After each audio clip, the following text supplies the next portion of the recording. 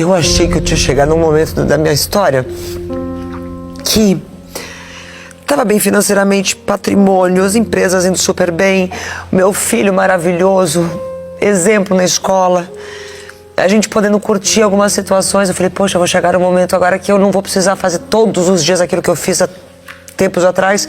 E tive uma fase da minha vida que eu não tinha férias, eu trabalhava de dezembro a dezembro, virava Natal, Ano Novo.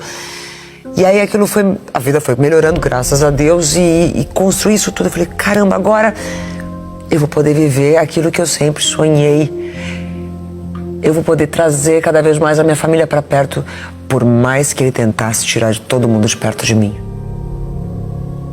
Eu sempre dava um jeito de ter todo mundo perto, por isso que minha casa é grande, por isso que eu tenho tantos quartos.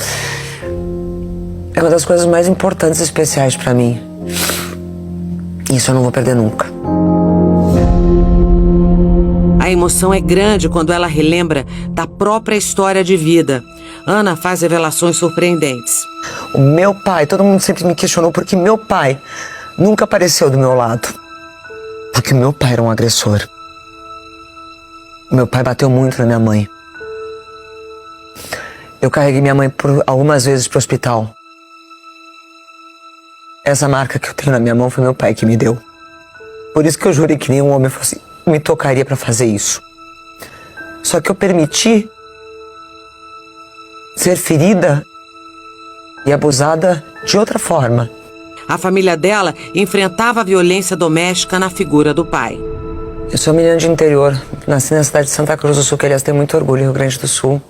Eu sou a mais velha de casa, mais velha de 4 irmãos.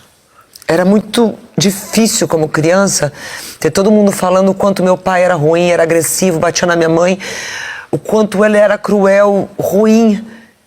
Até o dia que eu cheguei pro meu avô e falei assim, vô, não fala mais isso pra mim que machuca. Eu sei que ele é assim. Aquilo que meu pai fez com a minha mãe, aliás, eu prometi pra minha mãe durante muito tempo que eu nunca tocaria nesse assunto, porque eu sei que isso a machuca demais. E eu fui questionada por diversas vezes, por que meu pai não apareceu na minha vida, o que eu tinha pra esconder. Mas era respeito por ela. Porque ela se sentiu envergonhada, porque ela foi usada. A minha mãe só parou de aceitar esses abusos o dia que eu com 13 anos fiz uma mochila para cada um dos meus irmãos, peguei deles na mão e saí a pé da casa da minha mãe para casa da minha avó e falou, mãe, se você não mandar ele embora, eu tô saindo daqui com os meus irmãos. A minha irmã tinha 1 ano e pouco, bebê de colo. Peguei todo mundo e fui embora. E eu falei que a gente não ia voltar mais para casa, porque a gente não ia passar mais por aquilo. Foi aí que ela tomou coragem para dar um basta. Ela tirou ele de casa, mas a violência não parou. Meus pais se casaram cedo, minha mãe aos 18. Segundo ela, eu nasci prematura. Na verdade, eu já estava a caminho. Mas naquela época não podia, moça, não podia ter barriga e não estar casada. Meu pai e minha mãe trataram de resolver esse assunto. Eles eram um casal muito unidos. Pelo menos eu lembro da minha infância, nós não tínhamos nada, morávamos na casa da minha avó. Quem me criou e com quem esteve do meu lado sempre, quando era minha mãe estava trabalhando em casa, cuidando das coisas da roça, tudo, era minha bisavó e meu bisavô. E aí meu pai começou a trabalhar numa fábrica de móveis, começou a prosperar, de funcionário, ele e meu tio fizeram o próprio negócio. Mas num determinado momento da vida, quando ele chegou numa estabilidade até então financeira que a gente nunca experimentou, uma chave virou.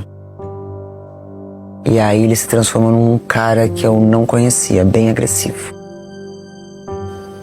Por qualquer coisa, ele espancava a minha mãe. Por qualquer coisa, ele quebrava tudo dentro de casa. Minha mãe até descobriu traições, muitas. E ele torturava a gente psicologicamente dentro de casa, muito.